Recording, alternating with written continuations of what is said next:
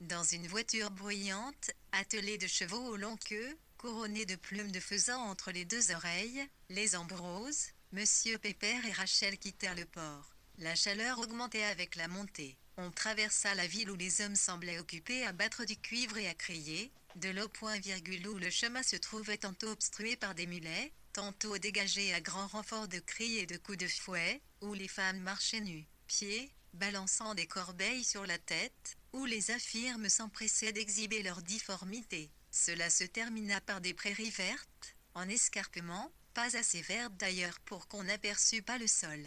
De grands arbres ombrageaient maintenant, sauf au milieu, la route au long de laquelle courait un torrent de montagne, si peu profond et si impétueux que ses eaux s'entrelaçaient comme une natte dans leur précipitation. On montait toujours. Ridley et Rachel finirent par suivre la voiture à pied. Ensuite on tourna dans une ruelle jonchée de pierres et Monsieur Pépère leva sa canne en silence tant restant dans le chapitre. Cima 23 degrés 1, 111 ions TNI, PLC 1 I 1, pH, notamment 1,10 pat tilt, au 11 PIH clair.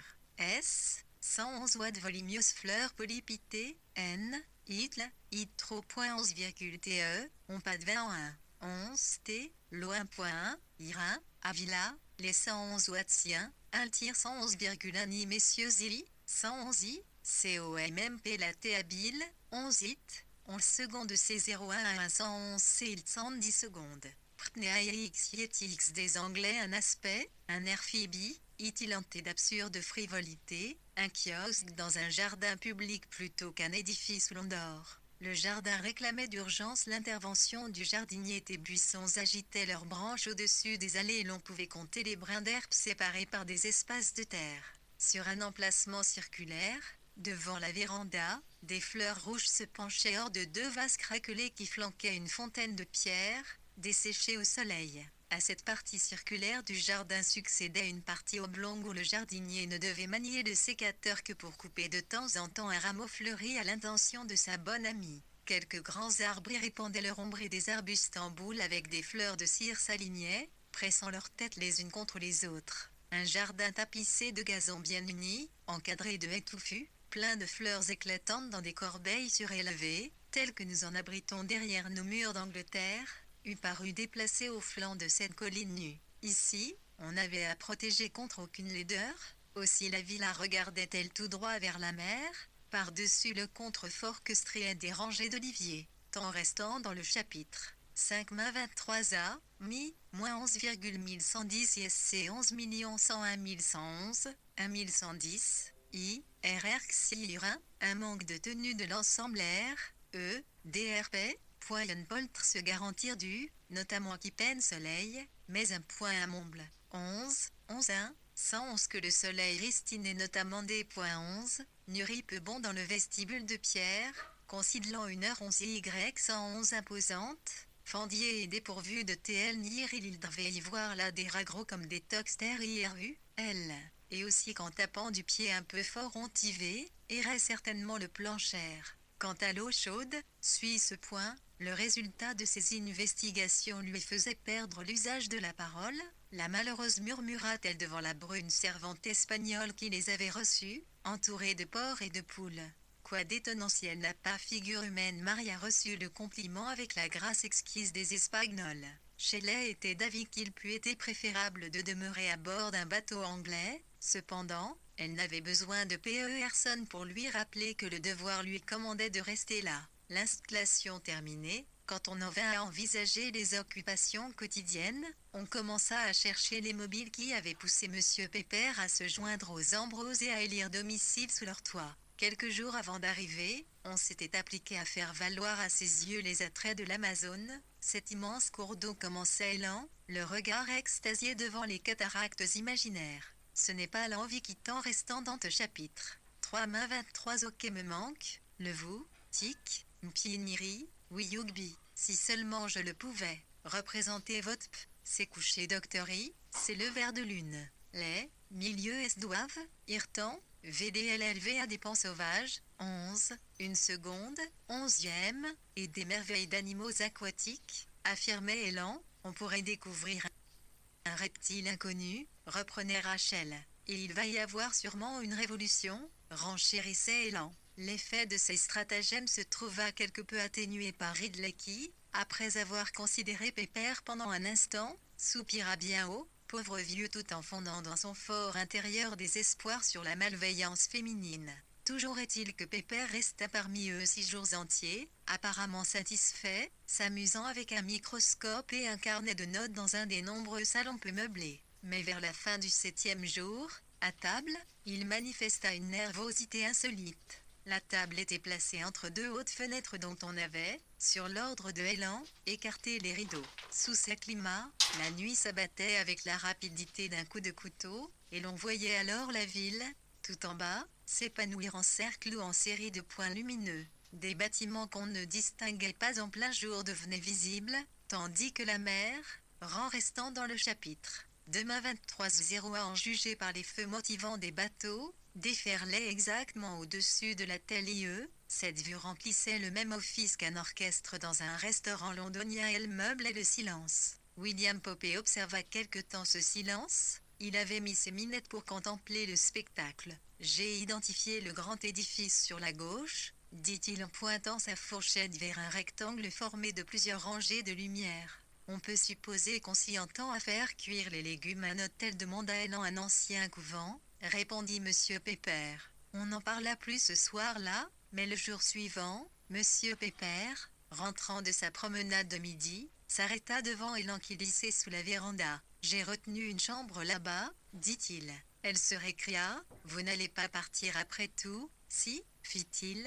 Les cuisinières des particuliers ne peuvent décidément pas faire cuire les légumes tant restant dans le chapitre. 1-24 sachant combien il lui déplaisait d'être questionné, et padaillant jusqu'à un certain point cette aversion, Flelan ne lui demanda plus rien. Mais un pénible soupçon s'attardait dans son esprit. William Pépère ne lui cachait-il pas quelques blessures? Elle rougit en pensant qu'un mot lancé par elle-même, par son mari, ou par Rachel, avait pu l'atteindre, le piquer. Elle fut sur le point de crier « Attendez, William, expliquez-moi » pendant le déjeuner. Elle aurait remis le sujet sur le tapis si William ne s'était montré impénétrable et glacé. Il soulevait des brins de salade à la pointe de sa fourchette avec des gestes de ramasseur de varech. Il y détectait du sable, il la trouvait montée en graines. Si vous mourrez tous de la typhoïde, je ne tiens pas à en être responsable, déclara-t-il, tranchant. Si vous mourrez d'ennui, je n'en serai pas responsable non plus,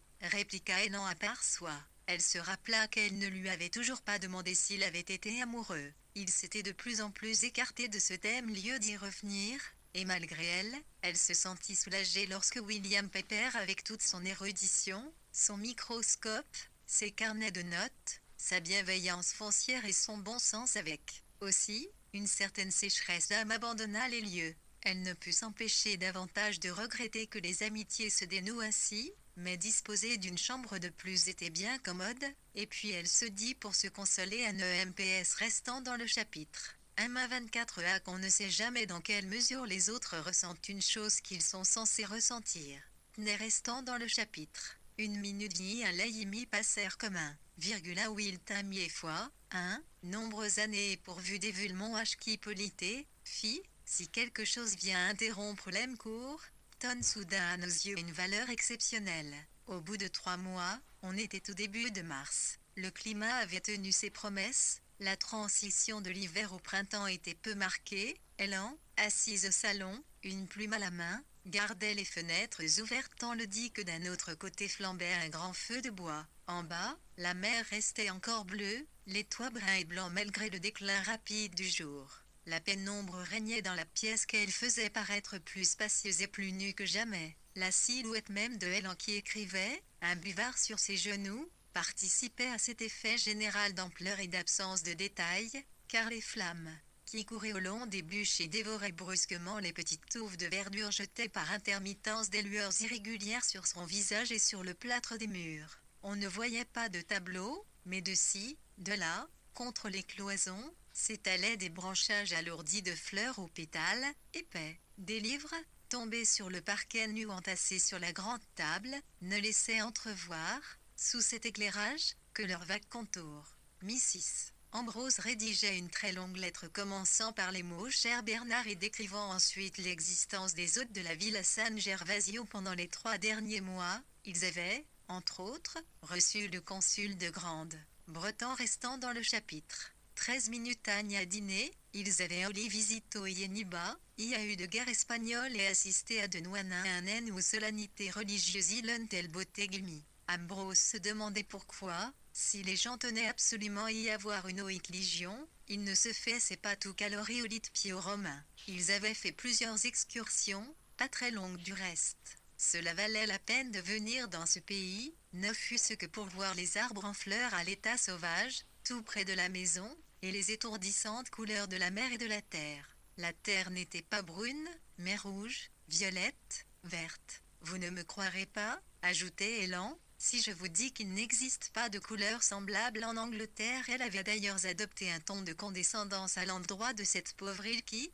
pendant ce temps, faisait éclore des crocus transis et des violettes ratatinées dans les coins abrités des bosquets, sous la surveillance de vieux jardiniers aux joues roses qui s'enveloppent de caches. Né ne cesse de vous saluer avec obséquiosité en portant la main à leur couvre-chef. Son ironie s'en prenait ensuite aux habitants de cette île. Le bruit d'une grande agitation à Londres au sujet des élections générales était parvenu jusque-là. On a du mal à s'imaginer, poursuivait-elle, que quelqu'un puisse se soucier de la présence d'Asquith ou de l'absence d'Oddston Chamberlain dans le cabinet, et, tandis que vous vous égosillez à en perdre la voix au sujet de la politique, vous l'êtes en restant dans ce chapitre. 12,24% c'est mourir de faim les seuls hommes qui s'efforcent de faire quelque chose de bien, et vous vous moquez d'eux, tout simplement. Avez-vous jamais encouragé un artiste de son vivant, ou acheté la meilleure de ses œuvres? Pourquoi êtes-vous tous si laids et si serviles?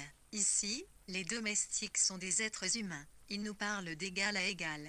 Autant que je puisse en juger, il n'y a pas d'aristocrate. Ce fut peut-être ce mot d'aristocrate qui lui rappela Richard Dalloway et Rachel, car d'un même trait de plume, elle entama un commentaire à propos de sa nièce. C'est un hasard bien étrange que celui qui m'a mis sur les bras une jeune fille, à moi qui ne me suis jamais entendu avec les femmes, et n'ai pas souvent affaire à elles. Il me faut cependant rétracter certaines critiques que j'ai pu faire à leur sujet, à condition d'être convenablement élevées. Je ne vois pas pourquoi elles ne seraient pas à peu près égales aux hommes, je veux dire de même valeur qu'eux, quoique très différentes, naturellement. Mais comment devrait-on les élever? C'est là toute la question. La méthode actuelle me paraît abominable. Voilà une jolie fille qui, à 24 ans, ignorait que l'homme désire la femme et qui ne savait pas comment les enfants viennent au monde jusqu'à ce que je le lui eusse expliqué. Sur d'autres points tout aussi importants, ici, la lettre de Mrs. Amiral Brose devient impossible à reproduire, son ignorance était absolue. À mon sens, une telle éducation n'est pas simplement stupide, elle est criminelle. Sans compter les souffrances qui en temps restant dans le chapitre 11-24 light résulte, cela explique pourquoi LCYIM sont ce qu'elles sont. Il est même étonnant qu'elles ne soient pas pires. J'ai pris air moi de l'éclairer et maintenant, s'il lui reste encore pas mal d'idées préconçues et de tendance à l'exagération, elle est désormais une créature humaine plus ou moins raisonnable. L'application à les maintenir dans l'ignorance détruit fatalement son propre objectif et dès qu'elle commence à comprendre, elles prennent toutes ces choses beaucoup trop au sérieux. Au fond, mon beau-frère mériterait une catastrophe, qui ne lui arrivera pas. J'appelle maintenant de mes vœux un jeune homme qui viendrait à mon aide, c'est-à-dire quelqu'un qui parlerait avec franchise à Rachel et lui démontrerait l'absurdité de la plupart de ses idées sur l'existence. Malheureusement, les hommes de ce genre sont presque aussi rares que les femmes. Ce n'est certes pas la colonie anglaise qui en fournira un, artiste, négociant, intellectuel, ils sont tous stupides, conventionnels et portés au flirt. Elle s'arrêta et, la plume à la main, se mit à regarder le feu, transformant les bûches en grottes et en montagnes, car il fait c'est trop sombre pour écrire. De plus, à l'approche du dîner, la maison commençait à s'agiter. De la salle à manger voisine, elle entendait le cliquetis des assiettes et la voix de Shelley qui, en un anglais, énergique, apprenait à la jeune espagnole à disposer le couvert. La cloche sonna, elle en se leva, rejoignit Ridley et Rachel et passa à table avec eux. Temps restant dans le chapitre in minimum 24 et 4.40. Ces 3 mois n'avaient que peu touché l'aspect extérieur de Ridley ou celui de Rachel qui observateur attentif aurait cependant remarqué dans l'attitude de la jeune fille une netteté et une assurance nouvelle.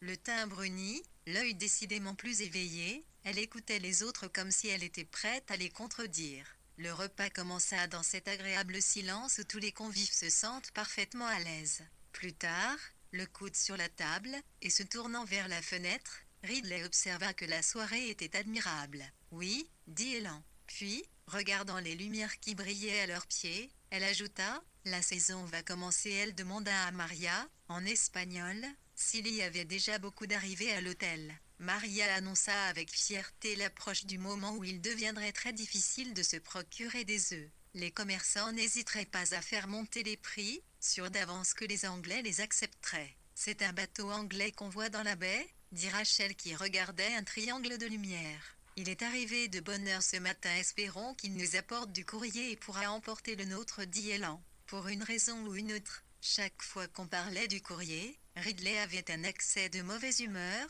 Aussi la fin du repas se passa-t-elle en une discussion entre les deux époux, temps restant dans le chapitre 9 mains de tendant à établir si, oui ou non, le monde civilisé avait relégué Mu et Bros dans l'oubli absolu. Si l'on en juge d'après le dernier paquet, dit Elan, vous mériteriez une correction. On vous demandait une conférence, on vous offrait une promotion, je ne sais quelle sotte chantait les louanges non seulement de vos œuvres, mais encore de votre beauté, à l'entendre.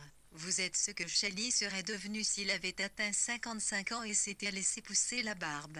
Décidément, Ridley, vous êtes l'homme le plus vaniteux que je connaisse, acheva-t-elle en se levant, et je vous assure que ce n'est pas peu dire. Elle alla chercher sa lettre, restée devant la cheminée, y ajouta quelques lignes, puis annonça qu'elle emporterait le courrier. Ridley devait lui remettre le sien. Et Rachel, j'espère que tu as écrit à tes tantes. Il serait grand temps. Ayant mis leur manteau et leur chapeau, les deux femmes proposèrent à Ridley de les accompagner, mais il s'y refusa avec énergie, en ajoutant que si Rachel était folle, elle en du moins devrait se montrer plus raisonnable. Il se planta devant la cheminée, plongeant le regard dans les profondeurs de la glace et durcissant ses traits comme un général qui considère un champ de bataille ou comme un martyr qui voit les flammes lui lécher les pieds, plutôt que comme un professeur retiré du monde.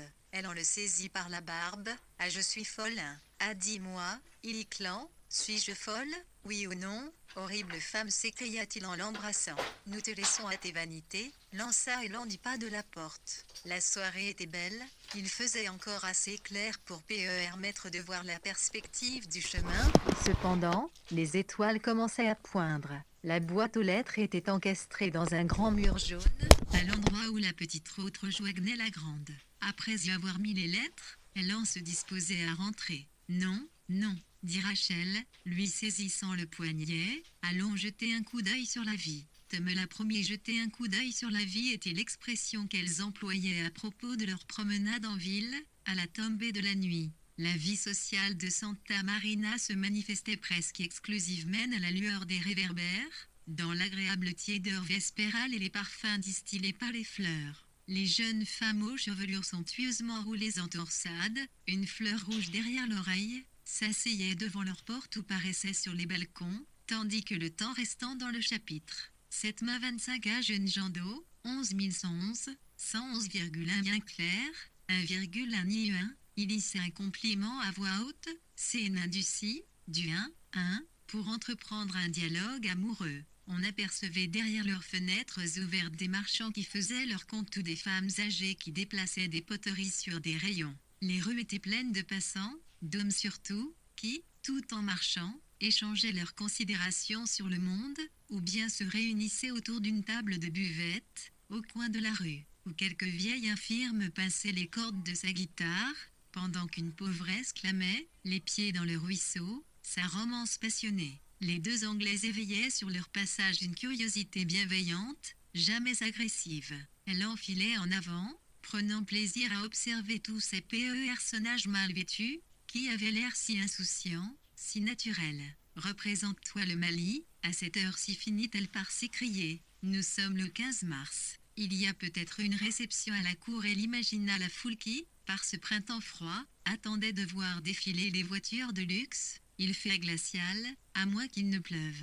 On voit d'abord des marchands de cartes postales, puis de malheureux petits trottins avec leurs cartons à chapeau. Il y a aussi les garçons des banques en habits à queue. Et enfin les innombrables couturiers, les gens de South Kensington arrivent en fiacre. Les personnages officiels ont des attelages de chevaux bais, les comptons, en restant dans le chapitre. 6 mains de droit à 1 11 fois un lac, US Kimi de Boule et Dukes en ont 2, et les Sani, Lloyd, Kokoma, Lee, en ont 3. Le roi peut en avoir tué un NT qui lui je suppose, et dire que les ENS prennent cela au sérieux vu à cette distance. Les habitants de l'Angleterre paraissaient façonnés comme des pièces d'échecs roi et reine, cavaliers aux pions curieusement différents les uns des autres, bien définis et considérés selon leur valeur intrinsèque. Un attroupement les obligea à se séparer. Quand elles se retrouvèrent de nouveau, Rachel dit « Ils croient en Dieu ». Elle parlait de la foule qui les entourait, elle pensait aux crucifiés de plâtre, maculés de sang,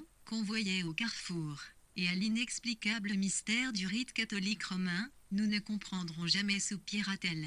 Elles avaient marché assez longtemps, la nuit était venue, mais elles apercevaient devant elles une grande grille en fer du côté gauche de la route. Tu as donc l'intention d'aller jusqu'à l'hôtel, demanda Elan, en restant dans le chapitre. 5 minutes. Rachel poussa la rille, qui, ô Ivry, ne voyant personne à proximité et ce 18 N, l'INCCPI n'avait de caractère privé, elle contiqua avance. Il avenue bordée d'arbres étendait parallèlement, et la route, qui était toute droite. Soudain, il n'y eut plus d'arbres, le chemin fit un coude et elles se trouvèrent en face d'un vaste bâtiment carré, sur un large terre-plein qui contournait l'hôtel. Une rangée de hautes fenêtres qu'aucun rideau ne masquait descendait presque au ras du sol. Brillamment éclairée, elle laissait voir tout ce qui se passait à l'intérieur, et chacune montrait une tranche différente de la vie de l'hôtel. S'insérant dans un des larges pans d'ombre qui séparaient les fenêtres, les deux femmes regardaient. Elles se trouvaient devant la salle à manger qu'on était en train de balayer.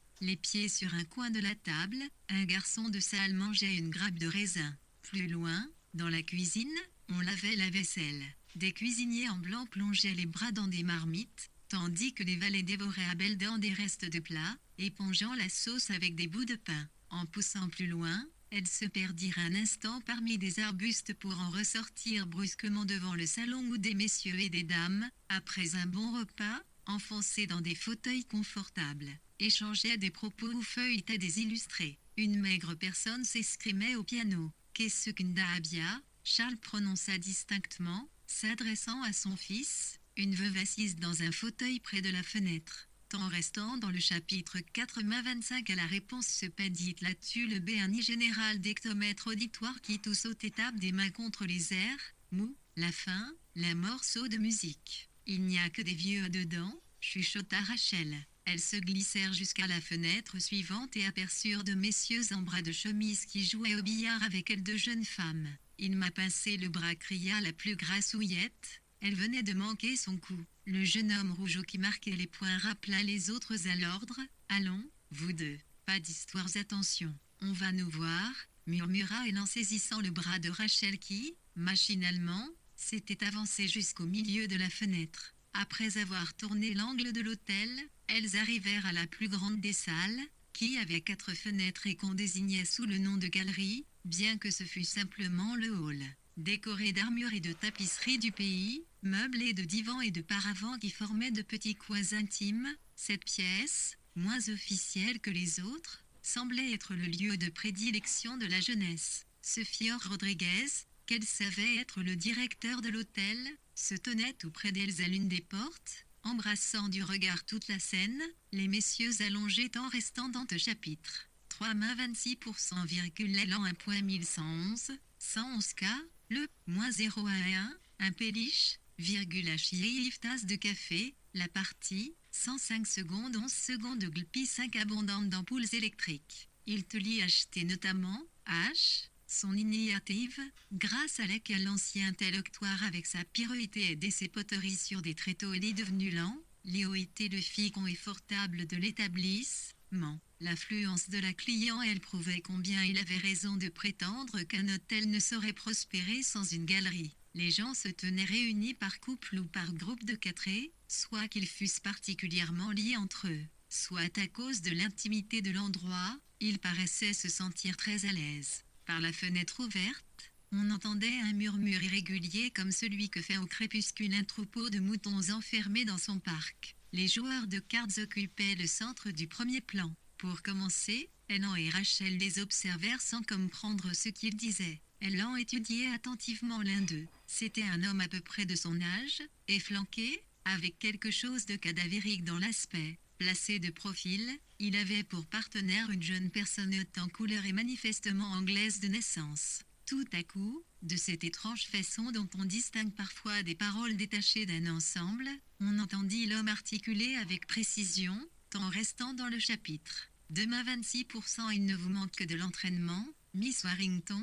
Le courage et de l'entraînement l'un sans l'autre ne mène à un PMS un tigling Elio s'écria Aibelan, reculant aussi la chance de sourit-elle ce soir.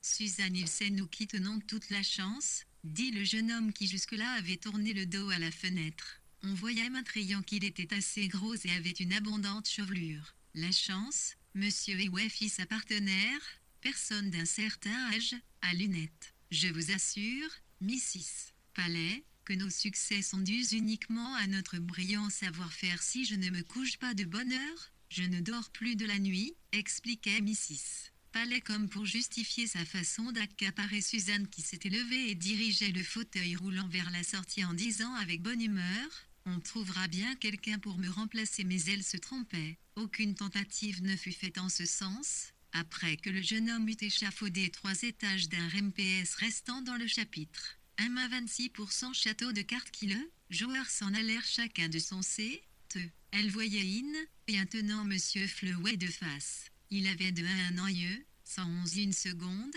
111 épales des verres, le teint frais, la lèvre bien rasée, un âge assez intéressant pour se distinguer de l'ordinaire. On s'avança écni vers la fenêtre, le regard d'Iri, accent aigu cependant non pas vers 2 Reels, mais vers l'endroit où tombaient les plis d'été idéants. Tu dors, dit-il. Elan et Rachel frémirent à l'idée que, tout le temps, à leur insu, quelqu'un s'était tenu si près d'elle. Des jambes se dessinaient dans l'ombre. Un peu au-dessus de ses jambes, une voix s'éleva, mélancolique, 2 familles eut un bruissement de gravier. Les femmes avaient pris la fuite. Elles ne cessèrent de courir qu'à une distance où aucun œil ne pouvait plus les suivre dans l'obscurité et où l'hôtel ne paraissait plus que comme un carré d'ombre, régulièrement percé à cheveux trop rouges.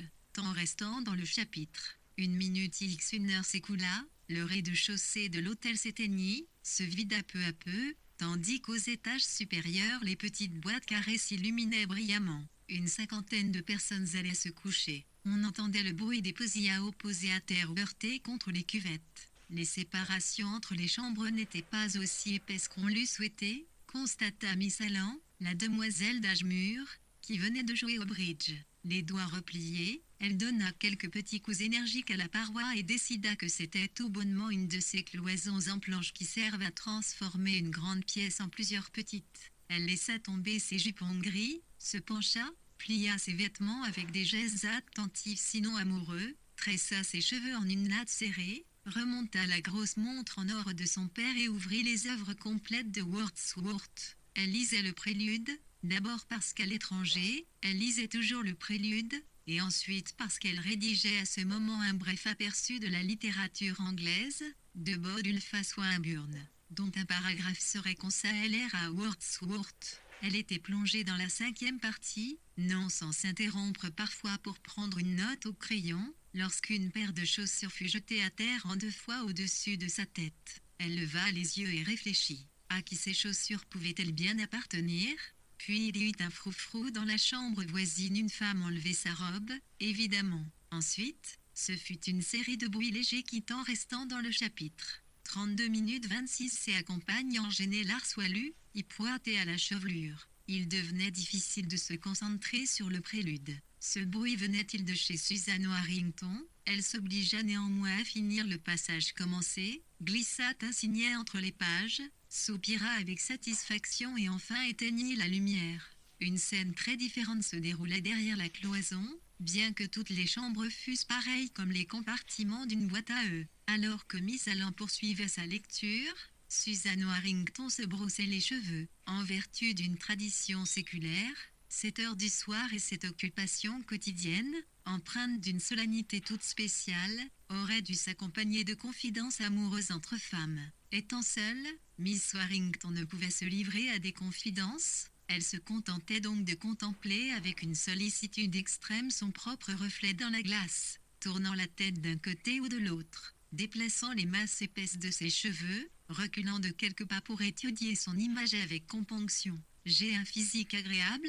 finit-il par décider. « Je ne suis pas jolie, mais… » Elle se redressa légèrement. « Oui, en général, on doit me trouver une belle prestance. » Elle aurait voulu savoir surtout ce que pouvait penser d'elle Arthur Venning, envers qui elle-même éprouvait un sentiment très bizarre.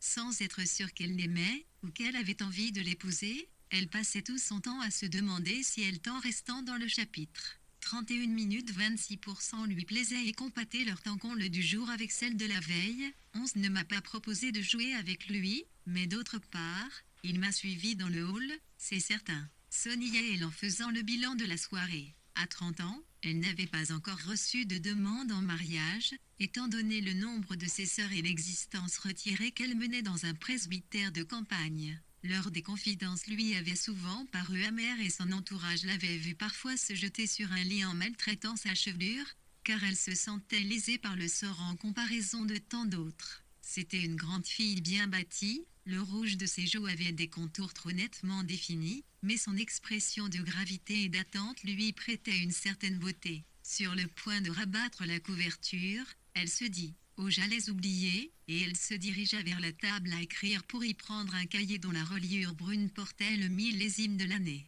De son écriture carrée, disgracieuse comme celle d'une enfant montée en graines, elle se mit à écrire son journal, selon la règle qu'elle observait chaque jour depuis des années, quitte à ne pas relire ses notes. Matin, parler à Mrs. H. Elliot de nos voisins de campagne. Elle connaît les Mann, et aussi les Selby Carroway, comme le monde étant restant dans le chapitre 30 minutes 26:00. Petit je la trouve cul, mpilti qu'elle rail tente un chapitre de Miss Appleby Sadftir. Après-midi jouer et kni avec Monsieur Perimte et Evelyne Monsieur Nemil Silpazer. Perrotte. Et l'impression qu'il n'est pas tout à fait, quoique intelligent sans aucun doute. Les ébattus Esplan et Ferdide, vue merveilleuse. On s'habitue à l'absence d'arbres, mais Oébus est beaucoup trop aride. Bridge après le dîner. Tanteux bien disposé, malgré les douleurs dont il se plaint, mais ne pas oublier, signaler draps humides. Elle dit ses prières à genoux, puis se coucha, borda ses couvertures avec soin et respira bientôt comme une personne endormie. Cette parfaite placidité des expirations suivies de silence faisait penser à une vache qui passe la nuit debout jusqu'aux genoux dans les hautes herbes. Dans la chambre suivante, on n'apercevait guère autre chose qu'un nez qui pointait au-dessus des draps. Une fois habitué à l'obscurité, grâce au rectangle gris des fenêtres ouvertes où se montraient quelques débris d'étoiles, on distinguait une forme chétive, sinistrement semblable à un moret qui n'était autre que la personne de William Pepper, endormi lui aussi. Le 36, le 37, le 38 abritaient 3 hommes d'affaires portugais, qui reposaient sans doute, à en juger par leur ronflement régulier comme le tic-tac d'une grosse horloge. Le 39 était une pièce d'angle au bout du couloir, malgré l'heure tardive, un temps restant dans le chapitre. 29 minutes 27%. Vous savez bien que je ne m'endors jamais quand vous n'êtes pas là. Onze ne répliqua point et dit seulement « Eh bien, éteignons le silence, Sophie ». La discrète mais pénétrante vibration d'une sonnerie électrique parcourut le couloir. La vieille Mrs. Palais, réveillée par la faim et ne trouvant pas ses lunettes, appelait la femme de chambre pour se faire apporter sa boîte à biscuits. Après le passage de la femme de chambre, lugubrement respectueuse même à cette heure de la nuit bien qu'emmitouflée dans un macintosh, le couvre-feu redevint silencieux. Tout était sombre et désert au premier étage, mais au second une pièce restait encore éclairée. Ses loups des chaussures venaient de tomber si lourdement au-dessus de la tête de Miss Allen. C'est là que se trouvait le personnage qui, quelques heures auparavant, dans l'ombre des rideaux, était exclusivement représenté par une paire de jambes. Enfoncé dans un fauteuil, Il lisait à la lueur d'une bougie le 3e volume de l'histoire de la décadence et de la chute de l'Empire romain de Gibbon. Tout en lisant, il secouait automatiquement de temps à autre la cendre de sa cigarette ou bien tournait une page, tandis que des phrases magnifiques franchissaient en kyrielle son vaste front et défilaient à travers son cerveau. Cela pouvait, semblait-il, continuer plus d'une heure encore, jusqu'à ce que le régiment tout entier eût changé de quartier, mais la porte s'ouvrit pour laisser entrer un jeune homme enclin à l'embonpoint et dont les grands pieds étaient nus. « Écoute, Hirst, j'oubliais de te dire. » « 2 minutes, répliqua Hirst, un doigt en l'air. Il fit dûment entrer dans leur case les derniers mots de son paragraphe, puis demanda « Qu'est-ce que tu oubliais de me dire ? Es-tu sûr de ne pas sous-estimer l'importance des sentiments ?» demanda M. Eway, oubliant de nouveau ce qu'il avait voulu dire d'abord. Après avoir contemplé d'un regard intense son gibbon immaculé, M. Hirst répondit par un sourire à la question de son ami, temps restant dans le chapitre. 27 minutes 27%. Il mit le livre de côté et me dit à quel autant encore, Polir observe à la fin, tu as un esprit que je tiens pour singulier etne confusa et sentiment, n'est-ce pas ce quoi nous cité tâchons le plus d'importance, nous place, ils sont l'amour tout lieu et le reste quelque part tout en bas. Sa main gauche indiquait le sommet, sa main droite la base d'une pyramide.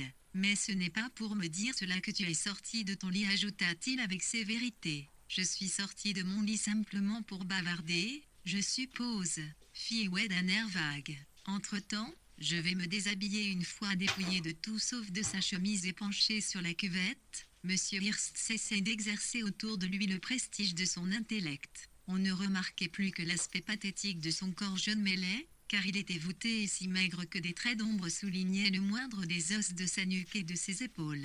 Accroupi sur le lit, le menton sur les genoux, Eway ne prêtait nulle attention au déshabillage de M.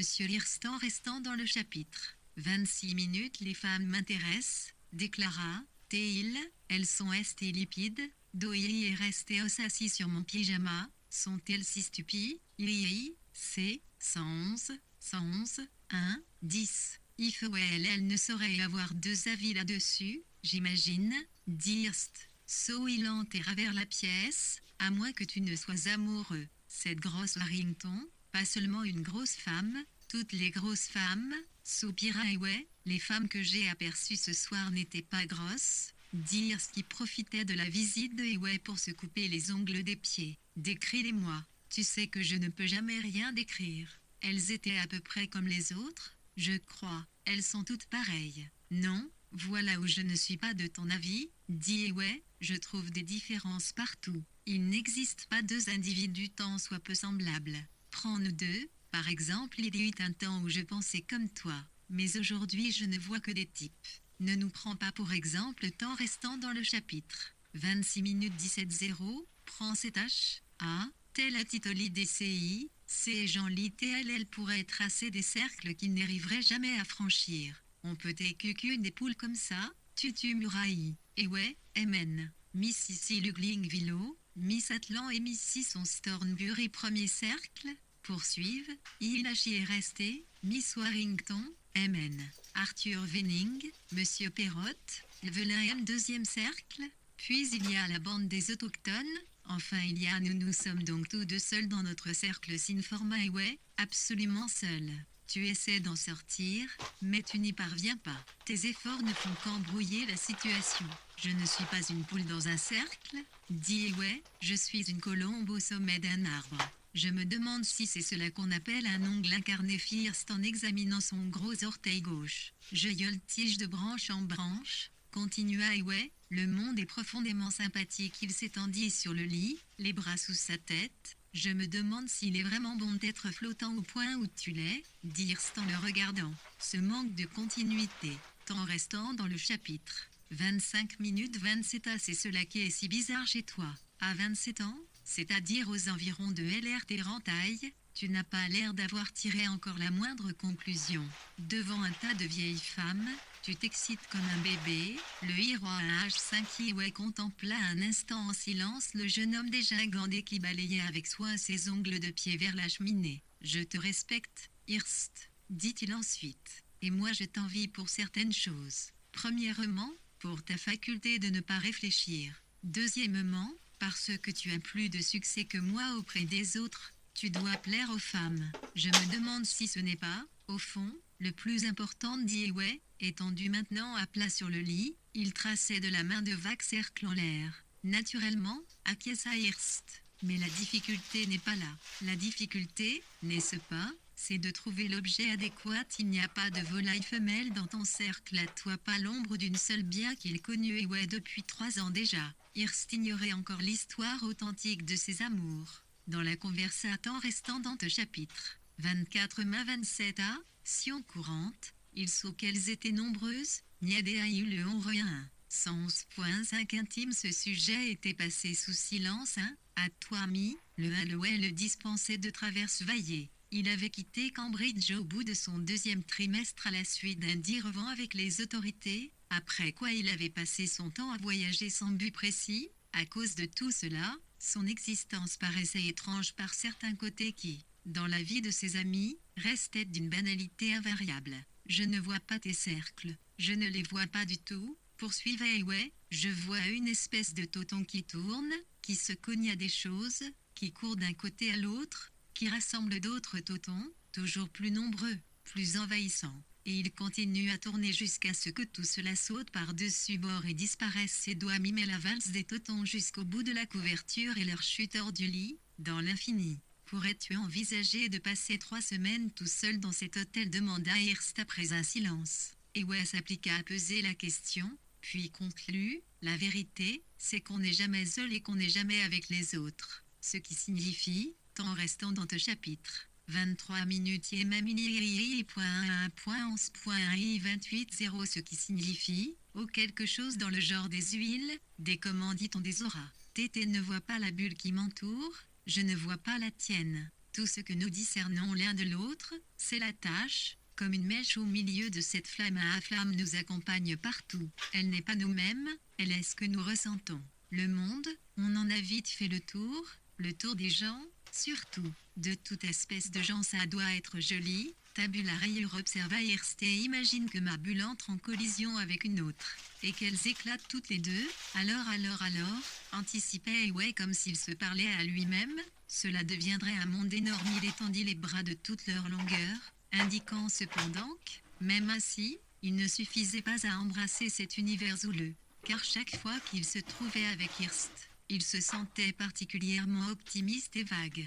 Tu es moins absurde que je ne l'avais cru, Ewe, dit Hearst.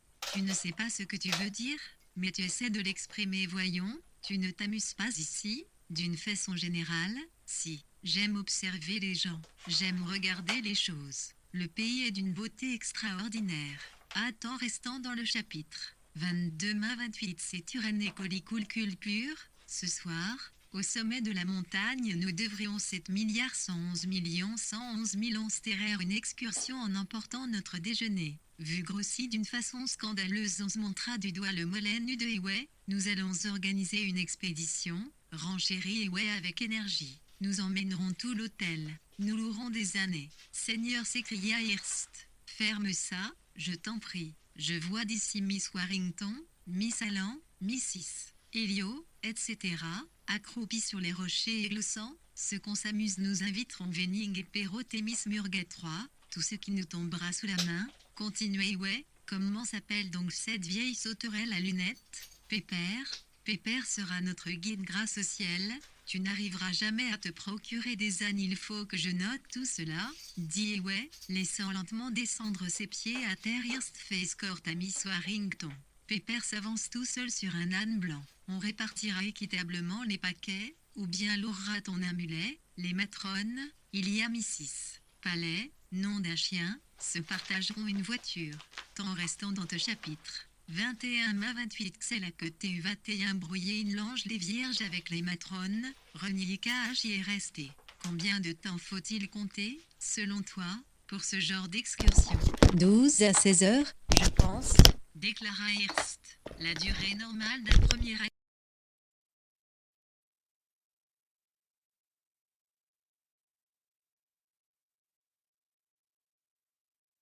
et ouais, tire mes rideaux, s'il te plaît. Il y a peu de choses qui me fassent souffrir autant que le clair de lune. Et ouais se retira en serrant sous son bras les poèmes de Thomas.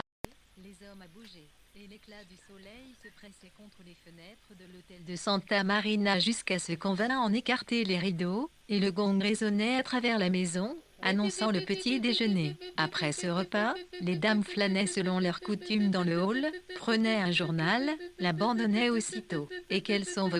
Cela demande à être bien organisé d'avance, dit Ewe qui piétinait maintenant d'un pas mou dans la chambre. Il s'arrêta devant la table et se mit à remuer les piles de livres. Il nous faudra des poètes, pas de gibbon. Non. Aurais-tu par hasard l'amour moderne ou John Donne? Tu comprends? Je prévois des moments de silence, quand on en aura assez d'admirer la vue. Ce serait agréable alors de lire tout haut quelque chose d'assez compliqué. Mrs. Palais goûtera cela tout particulièrement, dirst. Mrs. Palais goûtera cela sans aucun doute, affirma Ewe. C'est à mon avis une des choses les plus tristes que de voir les vieilles dames renoncer à lire les poètes. Pourtant, que d'apropos est en ceci, je parle en personne qui sonde l'obscur abîme de la vie et qui enfin peut formuler temps restant dans le chapitre. 20 minutes 28% yes, avis clair et pertinent, mais après l'amour, que vient-il? Il nous reste un décor maussade, quelques heures tristes et vides. Puis le rideau. Il me semble bien que Mrs. Pala est la seule d'entre nous qui puisse comprendre cela comme il faut. Nous lui demanderons, dirst, puisque tu vas te coucher, et ouais, tire mes rideaux, s'il te plaît. Il y a peu de choses qui me fassent souffrir autant que le clair de lune. Et ouais se retira en serrant sous son bras les poèmes de Thomas Hardy, et les deux jeunes gens, dans leur chambre voisine, ne tardèrent pas à s'endormir. Il n'y eut que quelques heures de silence entre l'extinction de la bougie de Ewe et le lever du jeune espagnol basané à qui il incombait de parcourir le premier, au petit jour, les salles dépeuplées de l'hôtel. On croyait presque entendre la respiration profonde d'une centaine de personnes et, si éveillés, si actifs que l'on fût, on se sentait gagné peu à peu par toute cette ambiance de sommeil.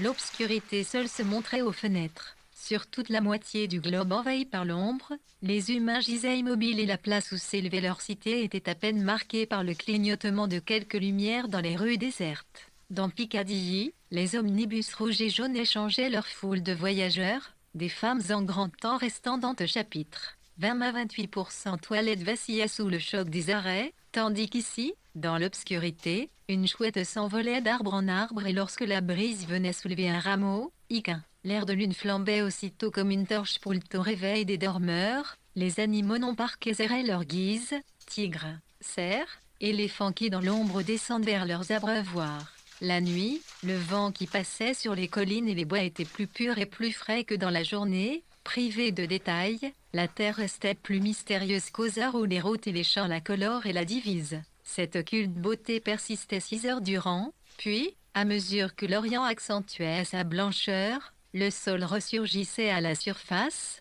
les routes se dessinaient, les fumées commençaient à monter, les hommes à bouger, et l'éclat du soleil se pressait contre les fenêtres de l'hôtel de Santa Marina jusqu'à ce qu'on vînt en écarter les rideaux, et le gong résonnait à travers la maison, annonçant le petit déjeuner. Après ce repas, les dames flânaient selon leur coutume dans le hall, prenaient un journal, l'abandonnaient aussitôt. Et quels sont vos projets pour la journée? demanda Mrs. Elliot se tiquant par hasard près de Miss Warrington. La femme de Hugling Elliot, professeur à Oxford, était une personne de petite taille, à l'expression habituellement dolente. Son regard courait sans cesse d'un objet à un autre faute de rencontrer, semblait-il, quelque chose de suffisamment agréable pour le retenir un instant. Tant restant dans le chapitre. 19 mai 28 Ijeveté, Iché, Rammenetante, Mina en ville, répondit Suzanne. Elle n'a, absolument, eu envié encore, je la trouve tellement courageuse pour son âge, dit Mrs. Elliot. Quitter le coin de son feu pour entreprendre un voyage pareil, oui, nous lui répétons toujours qu'elle mourra à bord d'un bateau, dit Suzanne. C'est là qu'elle est née, d'ailleurs autrefois, dit Mrs. Elliot, cela arrivait très souvent. Pauvre femme, j'ai tellement pitié d'elle. Nous avons tant de raisons pour nous plaindre. Elle hocha la tête, son regard errait sur la table. Tout à coup elle laissa tomber une remarque inattendue. Cette pauvre petite reine de Hollande. Des reporters jusqu'au seuil de sa chambre à coucher, où peu s'en faut vous parliez de la reine de Hollande, fit la voix agréable de Miss Allan. Celle-ci cherchait les pages épaisses du Times parmi les feuilles minces des journaux étrangers qui jonchaient la table. Je ne peux m'empêcher d'envier ceux qui habitent des pays aussi extraordinairement plats. observa-t-elle en restant dans le chapitre. 18,28%. Voilà qui est étrange, c'est que, y accent circonflexe, Mrs. Je trouve les pays plats tellement déprimants, je crains que vous ne vous sentiez pas très bien ici. Dans ce cas,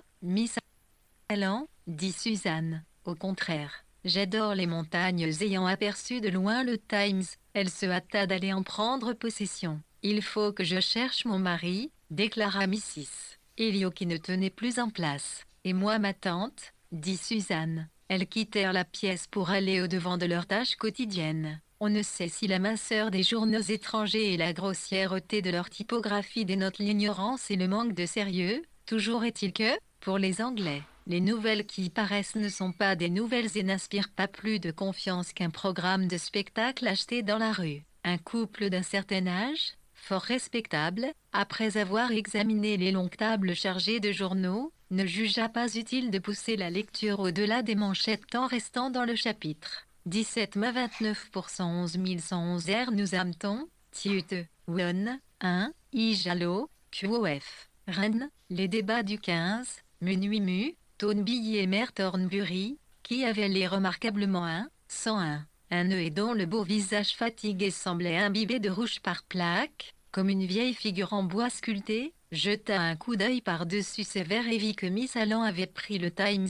Le couple s'installa donc dans des fauteuils attendis. « Ah voici Monsieur Eway, dit Mrs. Thornbury. Monsieur Eway, venez vous asseoir près de nous. Je disais justement à mon mari comme bien vous me rappeliez une chère vieille amie à moi, Mary Pleby. C'était une femme exquise, je vous assure. Elle cultivait des roses. Nous faisions des séjours chez elle, autrefois. Un jeune homme ne tient pas à s'entendre dire qu'il ressemble à une vieille fille, observa Monsieur Thornbury. Au contraire, répliqua Monsieur Eway, je suis toujours flatté quand on me dit que je rappelle quelqu'un d'autre. Mais cette Miss Pleby, pourquoi cultivait-elle des roses? Oh la pauvre, dit Mrs. Thornbury, c'est une longue histoire. Elle avait connu des épreuves terribles. À un certain moment, je crois bien qu'elle aurait perdu la raison si elle n'avait eu son jardin. Le terrain était très peu favorable, mais ce fut un mal pour un bien. Cela l'obligea à se lever avec l'aurore, à sortir par n'importe quel temps.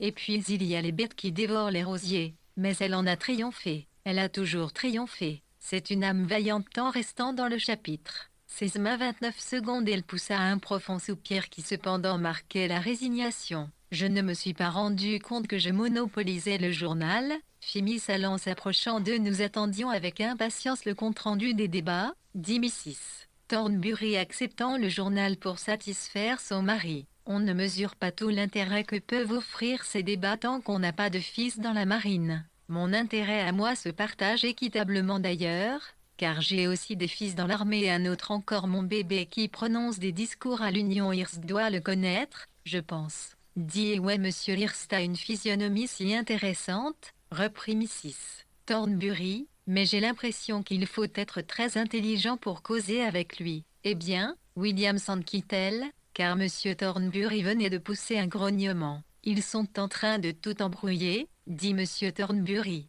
Il en était à la deuxième colonne du compte-rendu, une colonne spasmodique. 3 semaines plus tôt, à Westminster, les parlementaires irlandais avaient manifesté bruyamment à propos de l'efficacité de la marine. Après quelques paragraphes accidentés, la colonne du journal retrouvait son harmonie. Vous avez lu cela, demanda Mrs. Thornbury à Miss Allen, en restant dans le chapitre. 15,29 non, répondit 01 elle. C'est Javournifié entre n'avoir lu que l'article sur les 2 coups VTE, le cri, Théo que ne donnerais-je pas, point Potivoir me représenter le monde à NTX, s'écria Mrs. Thornbury. Maintenant que nous sommes seuls, nous les vieux, c'est notre deuxième lune de miel, je vais décidément me remettre aux études. Le passé, après tout, c'est notre base, n'est-ce pas, Monsieur Eway? Mon fils qui est soldat dit qu'il nous reste encore beaucoup à apprendre d'Hannibal. Il faudrait savoir tellement plus de choses qu'on en sait. Mais en lisant le journal,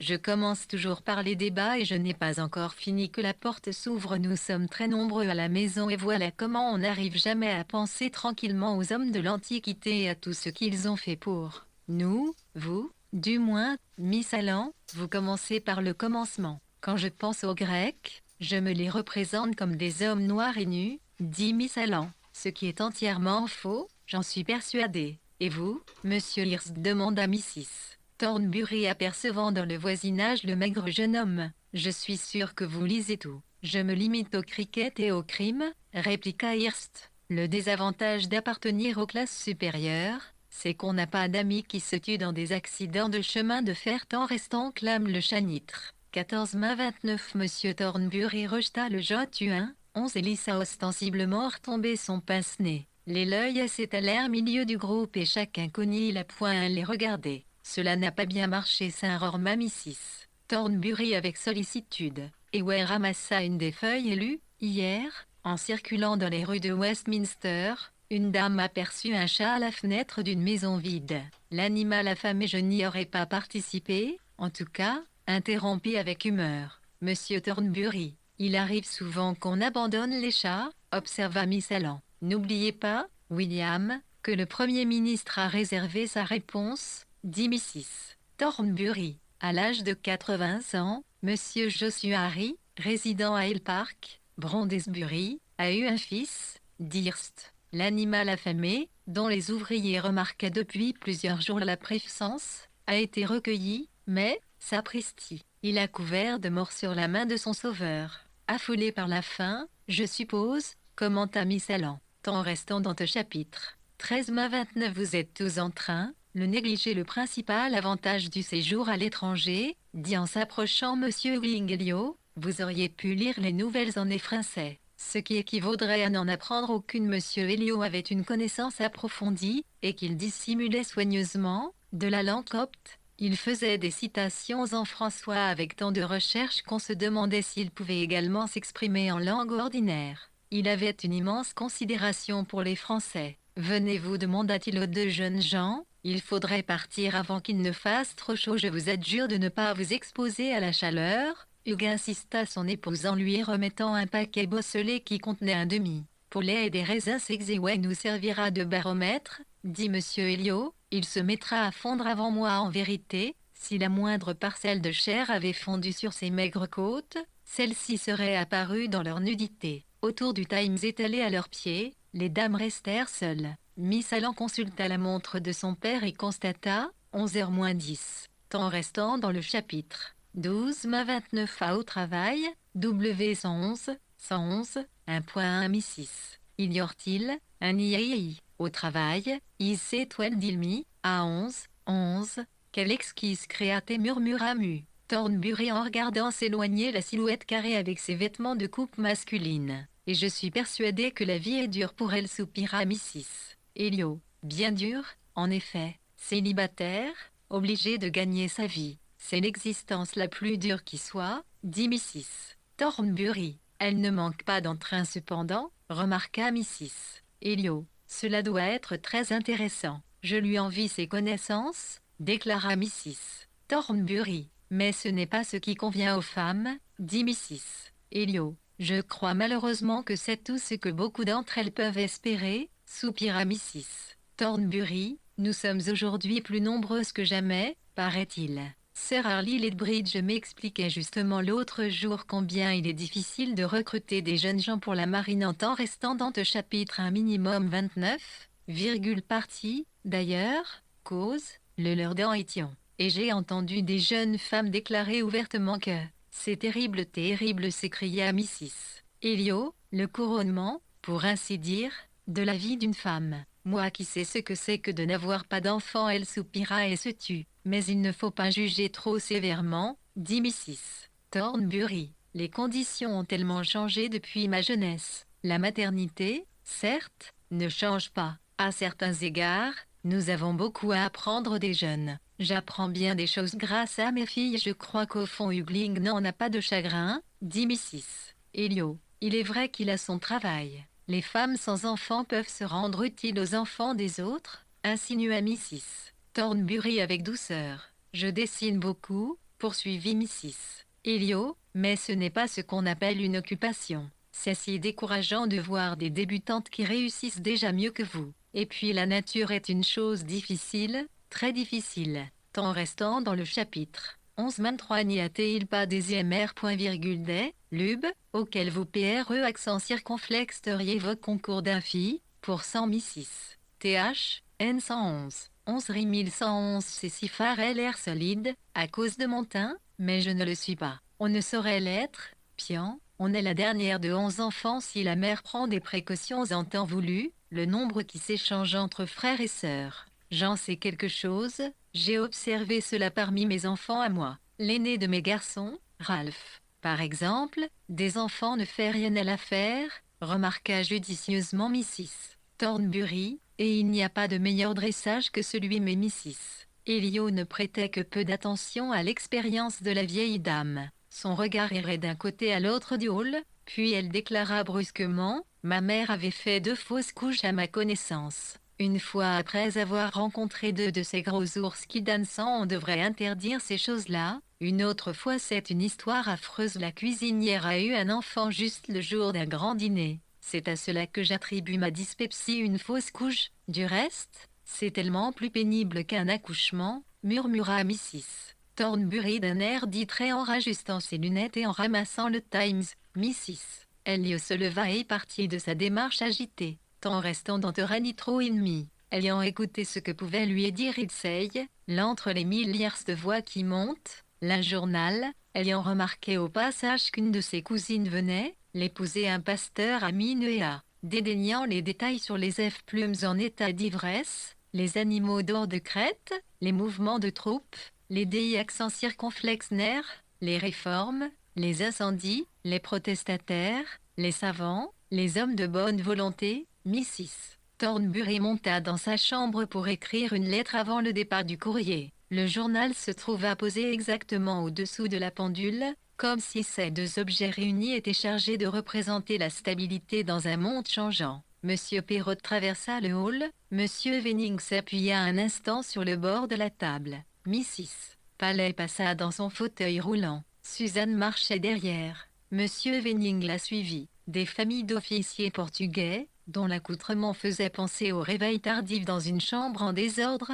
se traînaient, accompagnés de domestiques aux airs de confidentes qui portaient des bébés turbulents. Comme midi approchait et que le soleil tapait directement sur le toit, un essaim de grosses mouches bourdonnait en tourbillonnant. On servit des boissons glacées sous les palmiers. Les longs stores descendirent en grinçant et la lumière de vin jaune. La pendule, pour faire retentir son tic-tac, disposait maintenant d'un hall silencieux et d'un auditoire de 4 ou 5 négociants à moitié endormis. De temps en temps, des silhouettes blanches, coiffées de vastes chapeaux, entraient du dehors, laissant pénétrer comme un coin la chaleur de ce jour d'été, puis refermant la porte sur elle. Après temps restant dans le chapitre 9 C, une courte halte, 1111, 1, peu nombre, elle montait l'escalier. La penduliste lundi 11 Ixon et, simultanément, le gong eut tinté avec don Seudel, or, sexe, IT, intérieur ensuite jusqu'à la frénésie, pour s'en rester loti 11 eut une pause, puis tous ceux qui étaient monts et se mirent descendre, les impotents descendaient en posant chaque fois les 2 pieds sur la même marche de peur de glisser, les pimpantes fillettes descendaient en tenant un doigt de leur nurse, les vieux obèses descendaient en continuant de boutonner leurs gilets. Le gong avait sonné également au jardin où des formes allongées se redressaient pour aller manger, puisque l'heure était venue de s'alimenter à nouveau. Même en plein midi, le jardin offrait des flaques ou des rayures d'ombre, où les pensionnaires, par 2 ou 3, s'étendaient pour travailler ou pour bavarder à leur aise.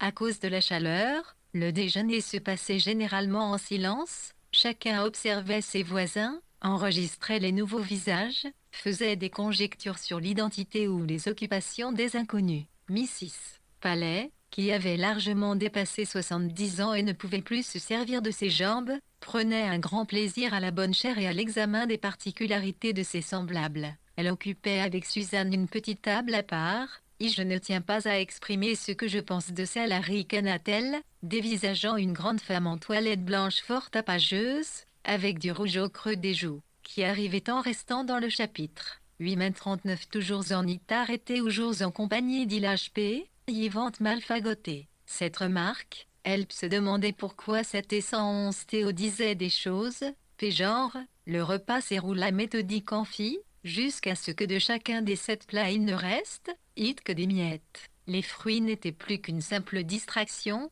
on les pelait, on les découpait en tranches comme un enfant déchire une pâquerette, pétale par pétale. Le fait de manger agissait comme extincteur sur la moindre flamme spirituelle qui avait pu résister à la chaleur de midi, et pourtant aussitôt après, assise dans sa chambre, Suzanne évoquait encore sous tous ses aspects un incident qui la comblait d'aise. Au jardin, Monsieur Venning s'était approché d'elle, il était resté là une bonne demi-heure pendant qu'elle faisait la lecture à sa tante. Homme ou femme, chacun se réfugiait dans un coin différent pour se reposer à l'abri des regards, et il n'est pas exagéré de dire que, de 2 à 4 heures, l'hôtel était habité par des corps sans âme. Si un incendie ou une mort avait subitement exigé de la nature humaine tant soit peu d'héroïsme, le résultat eût été immentable, mais les tragédies n'arrivent qu'aux heures où l'on nage.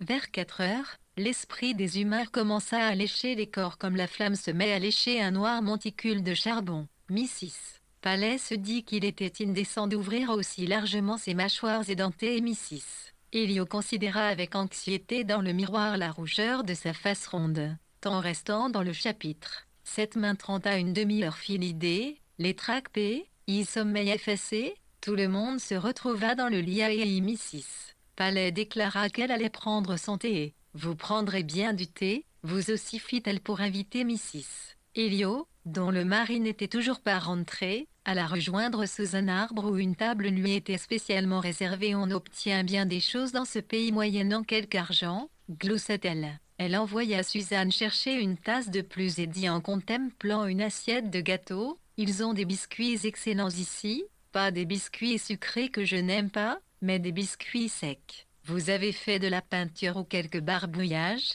dit Mrs. Elliot sur un ton plus élevé que d'habitude. « Mais c'est si difficile en comparaison de l'Oxfordshire où il y a tant d'arbres. La lumière ici est tellement intense. Il y a des gens qui admirent cela, je le sais, mais moi je trouve cela très fatigant, je n'ai vraiment pas besoin qu'on me fasse cuire. » Suzanne, dit Mrs. Palais quand sa nièce reparut, il faut que je te demande de me changer de place tant restant dans le chapitre. 6h30, elle ralut au Changuy de place Ligne du Mans, la vieille dame fut casée de telle sorte que, sous une alternance de lumière et d'ombre, elle avait l'air d'un poisson et un filet. Suzanne servait le thé et était sur le point de dire que dans le Wiltshire aussi il faisait très chaud quand Monsieur Venning demanda la permission de se joindre à ces dames. « C'est bien agréable de rencontrer un jeune homme qui ne dédaigne pas le thé, » dit Mrs. Palais retrouvant sa bonne humeur. « L'autre jour, un de mes neveux m'a demandé du sherry à 5 heures. J'ai répondu qu'il pouvait se procurer cela au café du coin, mais pas dans mon salon. Je me passerais plutôt de déjeuner que de thé, » dit Monsieur Venning. Ou plus exactement, je tiens à l'un et à l'autre. Monsieur Venning était un jeune homme de 32 ans environ, aux allures désinvoltées pleines d'assurance, mais visiblement ému pour l'instant. Il avait pour ami Monsieur Perrott qui était avocat. Or, comme Monsieur Perrott ne consentait à se déplacer qu'en compagnie de Monsieur Venning, il avait fallu que celui-ci l'accompagnât lorsque les affaires d'une certaine société appelèrent Monsieur Perrott à Santa Marina. Monsieur Venning était avocat, lui aussi, mais il exécrait cette profession qui le tenait enfermé parmi des livres. Aussi avait-il confié à Suzanne qu'après la mort de sa mère, qui était veuve, il se consacrerait à l'aviation et entrerait dans une entreprise de constructions aéronautiques. Tant restant dans le chapitre 5h31, le bavardage se suivait, tournant, bien entendu, autour des beautés. 11h, un illimité, est de l'endroit, de ses rues, de ses habitants, des camps S. 11 chevaux jaunes sans propriétaire. Vous ne trouvez pas qu'ils sont affreusement cruels envers leurs chiens dans ce pays, demanda Mrs. Palais. Moi, je les ferais tous abattre, répondit Monsieur Venning. Oh, mais leurs adorables petits, s'écria Suzanne. Ils sont amusants, c'est vrai, dit Monsieur Venning. Mais vous n'êtes pas servi. Une grosse part de gâteau fut dirigée vers Suzanne à la pointe d'un couteau qui tremblait. La main qui l'a reçu tremblait également. Chez moi, j'ai un chien qui est un amour, dit Mrs. Elliot. Mon perroquet ne peut pas souffrir les chiens, déclara Mrs. Palais d'un air confidentiel. Je me dis toujours qu'il, ou elle, a dû avoir maille à partir avec un chien pendant une de mes absences. Vous n'êtes pas allé loin ce matin, Miss Warrington, dit Monsieur Venning. Tant restant dans le chapitre 4h31, il tôt, chaud, dit 11 de point. Leur entretien prit un caractère privé. Rému, était dit un d'oreiller Mrs. Elio s'était embarqué dans une longue histoire concernant un terrier à poil dur, blanc avec rien qu'il tache noir, qui appartenait à un de ses oncles et qui s'était suicidé. Il y a des animaux qui se suicident, c'est positif. Elle soupira comme quelqu'un qui constate une pénible réalité. Et si nous allions explorer la ville ce soir, suggéra Monsieur Venning. Ma tante, comment ça Suzanne, vous avez bien gagné un peu de répit, vous qui vous occupez constamment des autres, c'est ma vie, répondit Suzanne, fort appliquée en apparence à remplir la théière. Ce n'est une vie pour personne, rétorqua Monsieur Venning, pas pour une jeune fille surtout. Vous viendrez, j'aimerais bien venir, murmura-t-elle. À ce moment Mrs. Elio leva les yeux et s'écria « Oh, Hugues, il amène quelqu'un », ajouta-t-elle, tant restant dans le chapitre. 4-31 Il prendra volontiers un peu de thé, dit Mrs. Palais. Cours chercher des tasses, Suzanne. Les deux jeunes gens sont là aussi. Nous sommes assoiffés de thé, dit Monsieur Elio. Vous connaissez Monsieur Ambrose, Hilda? Je l'ai rencontré là-haut sur la colline. Il m'a entraîné de force, dit Ridley. Je n'aurais pas osé me montrer. Je suis sale, poussiéreux, désagréable. Il indiqua ses chaussures que la poussière avait blanchi. Une fleur languissante penchait la tête hors de sa boutonnière comme un animal exténué par-dessus la clôture. Ponctuant l'effet général de cette longue silhouette débraillée, Monsieur Hearst avança des chaises et le goûter reprit de plus belle, tandis que Suzanne transvasait l'eau en cascade d'un ustensile à l'autre. Avec un inépuisable entrain et avec la compétence d'une longue expérience, Liurde Niafam possède ici une maison qui nous a prêté, expliquait Ridley à Hilda dont il n'avait gardé aucun souvenir. J'étais assis sur un rocher et ne pensais à rien qu'Alice Oudéenne. Oa surgit devant moi comme une apparition dans un spectacle de féerie et ouais se plaignait à Suzanne, notre poulet avait souffert du voisinage du sel. Par ailleurs, il est inexact que les bananes désaltèrent autant qu'elles nourrissent en restant dans le chapitre. 3 minutes 31 Hearst était, LEJ, Yanilaloité, NT11, AEI11, IRM interrogé par Mrs. Elio au sujet, le Pidlerir, 1, 11, 1111, nous vous avons inilludit, vous, les Toluctes, sans m'apprend que vous dévorez tous les œufs. Il y a ceci qui offusque à regard, fit-il en hochant la tête du côté de l'hôtel. 11 Et j'appelle cela un luxe révoltant. Chez nous, les porcs se tiennent avec nous au salon. La nourriture n'est pas en rapport avec les prix que nous payons, dit gravement Mrs. Palais. Mais où irait-on? Sinon dans les hôtels, on resterait chez soi, dit Ridley. Je regrette souvent de ne pas l'avoir fait. Chacun devrait rester chez soi. Mais, naturellement, personne n'y consent. Mrs. Palais commençait à s'irriter contre Ridley qui, 5 minutes à peine après lui avoir été présenté, avait déjà l'air de critiquer ses habitudes.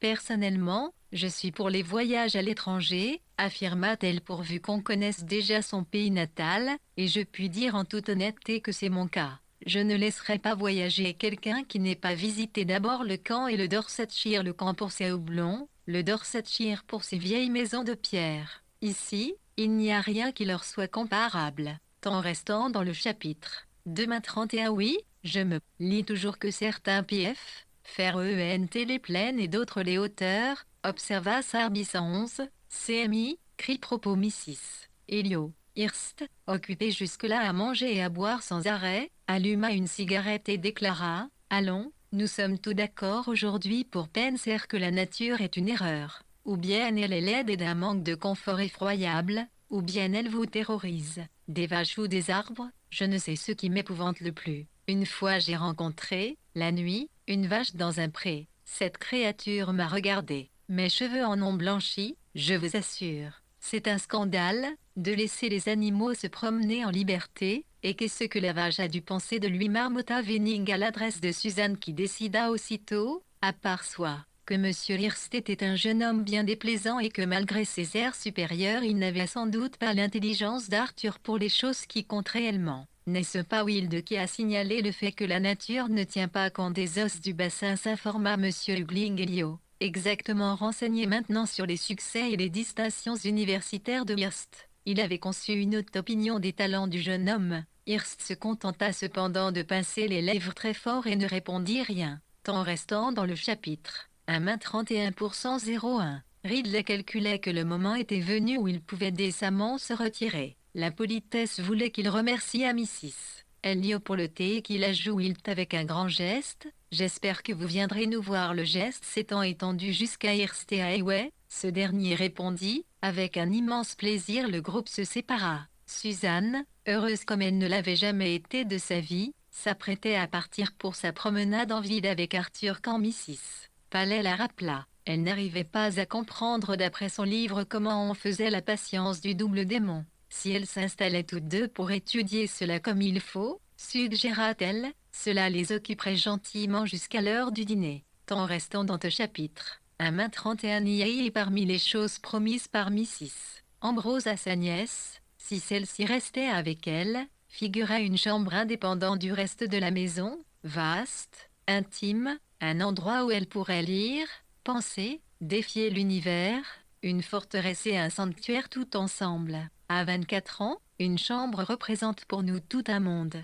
Leland le savait bien, et sa décision s'avéra judicieuse. En refermant sa porte, Rachel se trouvait dans un domaine magique où chantaient les poètes, où les objets reprenaient leur juste proportion. Quelques jours après la vision binocturne de l'hôtel, elle était assise là toute seule, enfoncée dans son fauteuil avec un volume relié en rouge vif dont le dos portait l'inscription « Aux œuvres de Henrik Ibsen ». Un cahier de musique était ouvert sur le piano, d'autres s'entassaient sur le sol en piles irrégulières. Mais pour l'instant il ne s'agissait pas de musique. Loin d'exprimer l'ennui ou l'absence de pensée, le regard de Rachel, concentré sur la page du livre, avait même quelque chose de farouche. Sa respiration, lente mais réprimée, montrait que son organisme tout entier était tendu par l'effort cérébral. Elle finit par refermer brusquement le livre, se cala contre le dossier du fauteuil et respira à fond, ce qui marque toujours l'étonnement qu'on éprouve à passer d'un monde imaginaire au monde réel.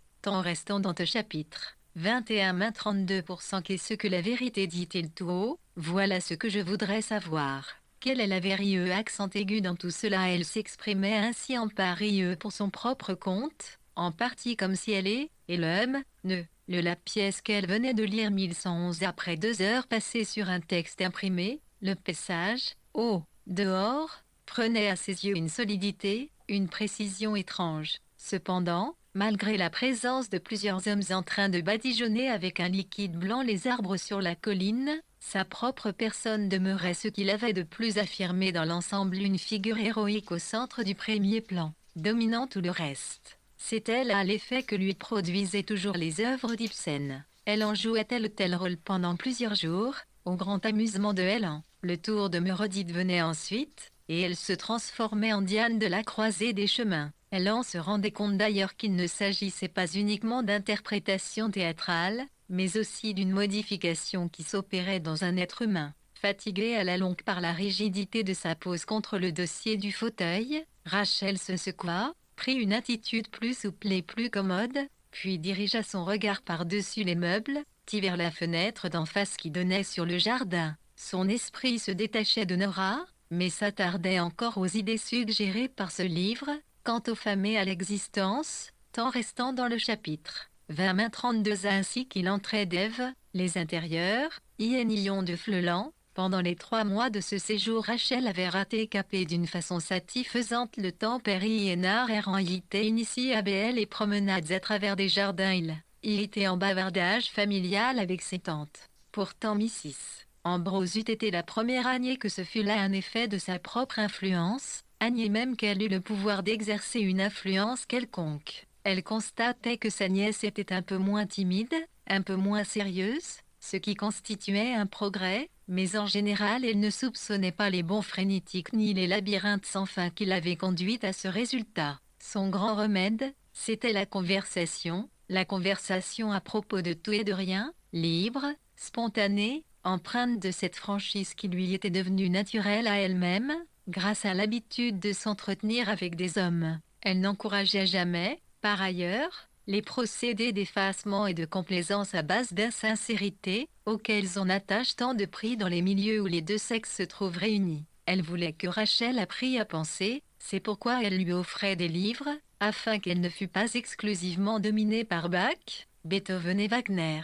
Mais tandis que Mrs. Ambrose lui aurait proposé de préférence de faux, Maupassant, ou bien quelques vastes cronches de la vie familiale, Rachel choisissait au contraire des ouvrages modernes aux couvertures d'un jaune luisant, ou bien des volumes avec beaucoup de dorures au dos, ceux qui aux yeux de ses tantes représentaient des discussions et des chicanes sur des sujets n'ayant nullement l'importance tant restant dans le chapitre. 19-32% de Jean, leur LTT l'IMLT on tempo, INVI, rien s'abstenait de la contrer ici. Radie Lisette Knelvnulet, R, tâchant curieusement X111 sens lité comme tous ceux qui n'ont pas l'habitude de la fiase, Tétir, Piétatililkmo, trim un objet en bois, très impotent pat 1111 titre, 1011, forme, tels un tableau online, baisse calorilant les néadères des dictions qui avaient besoin d'y lire un virgule visé, XT1LH port AVPC les événements quotidiens acquis, en fait et ronvait écartés ensuite avec toute la désinvolture souhaitable.